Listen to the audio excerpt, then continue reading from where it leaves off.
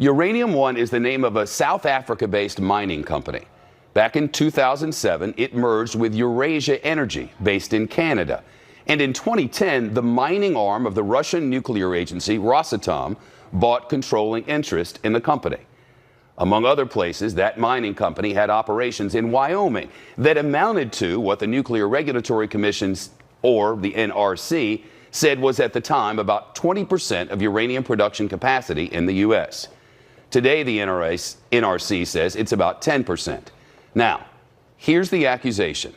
9 people involved in the deal made donations to the Clinton Foundation totaling more than $140 million. In exchange, Secretary of State Clinton approved the sale to the Russians, a quid pro quo. The accusation first made by Peter Schweitzer, the senior editor-at-large of the website Breitbart, in his 2015 book, Clinton Cash. The next year, candidate Donald Trump cited the accusation as an example of Clinton corruption. Hillary Clinton's State Department approved the transfer of 20% of America's uranium holdings to Russia, while 9 investors in the deal funneled $145 million to the Clinton Foundation. That statement is inaccurate in a number of ways.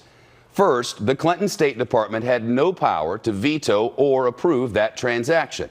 It could do neither. Here's how it does work. By law, when a foreign company wants to buy anything with potential national security implications, an interagency committee of the federal government must approve it. The committee was given a broad mandate under President Reagan to advise the president on foreign investment transactions. That committee is called CIFIS, or the Committee on Foreign Investment in the United States. It includes 9 department heads. The Secretary of the Treasury is the chairperson.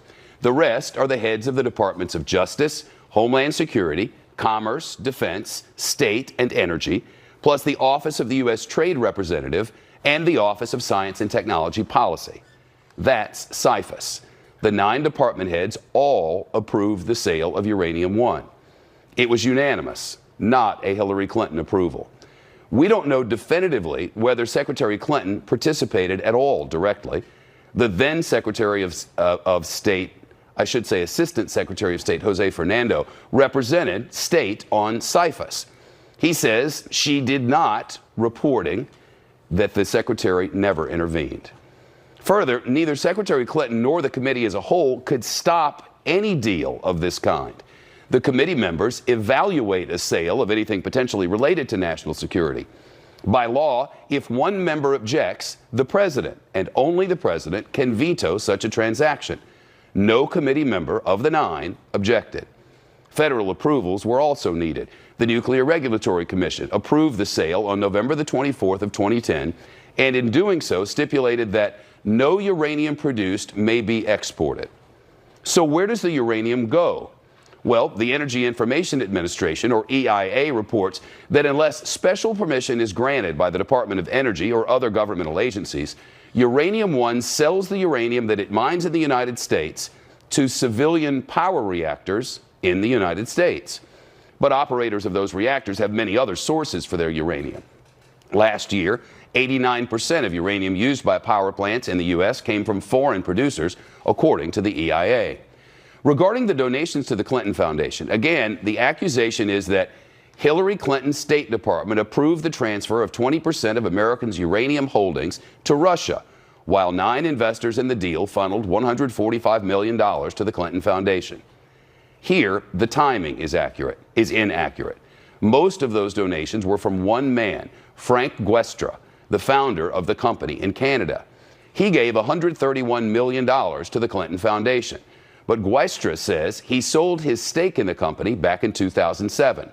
That's 3 years before the uranium-Russia deal and a year and a half before Hillary Clinton became Secretary of State. We can't independently verify his statement, but if true, the donation to the Clinton Foundation from confirmed Uranium One investors drops from more than $145 million to $4 million. The Clinton Foundation did not disclose those donations.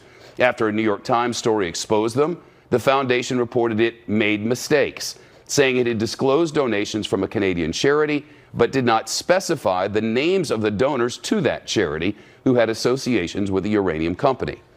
Even so, the accusation is predicated on the charge that Secretary Clinton approved the sale. She did not.